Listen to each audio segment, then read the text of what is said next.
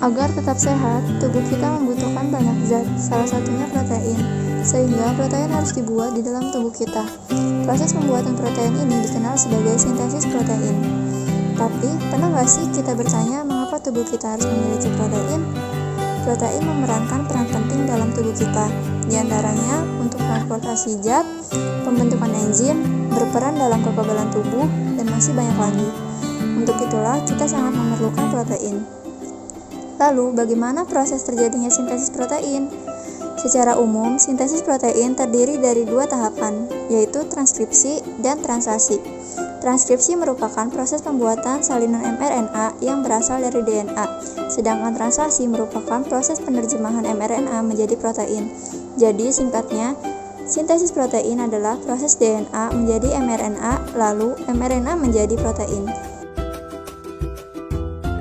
Proses yang pertama yaitu transkripsi. Transkripsi terjadi di dalam nukleus. Ada 3 tahapan yang terjadi dalam transkripsi, yaitu inisiasi, elongasi, dan terminasi. Saat terjadi proses transkripsi, DNA yang terkandung dalam nukleus akan dihampiri oleh RNA polimerase. Inisiasi terjadi pada saat polimerase melekat pada daerah promotor gen. Pada saat itu, RNA polimerase akan mulai membentuk mRNA melalui cetakan DNA template. Kemudian RNA polimerase akan mengarahkan pembacaan dari arah 5 ke arah 3. Proses ini dinamakan sebagai elongasi. Translasi. Setelah menyelesaikan tahap transkripsi, mRNA yang berada di nukleus akan berpindah ke sitoplasma, yang merupakan tempat ditemukannya ribosom.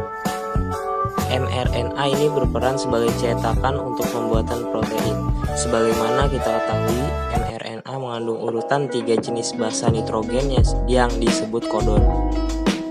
Sehingga poin yang harus diingat adalah translasi merupakan proses penerjemahan mRNA untuk dibuat menjadi protein. Hal yang harus diingat juga dalam translasi adalah firing rule atau aturan memasangkan basa nitrogen pada translasi. A. Pada mRNA akan berikatan dengan U pada tRNA. U pada mRNA akan berikatan dengan A pada tRNA. G pada mRNA akan berikatan dengan C pada tRNA. Dan C pada mRNA akan berikatan dengan G pada tRNA. Sama halnya dengan transkripsi, translasi juga memiliki 3 tahapan, yaitu inisiasi, elongasi, dan terminasi. Tahap inisiasi dimulai saat ribosom subunit kecil terikat pada mRNA. Ribosom subunit kecil ini akan bergerak dari arah 5 ke arah 3.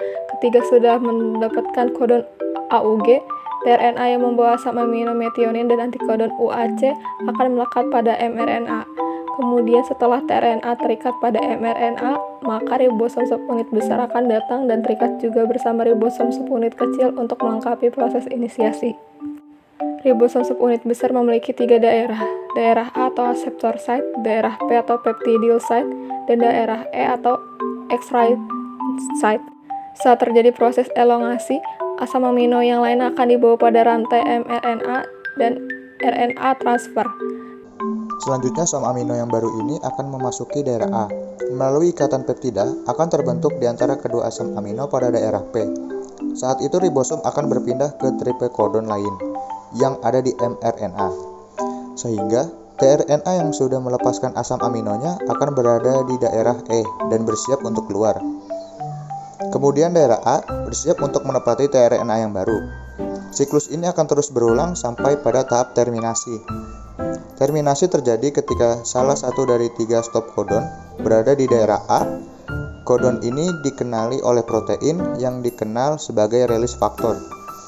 Saat release factor memasuki daerah A, secara otomatis polipeptida akan merilis ribosom.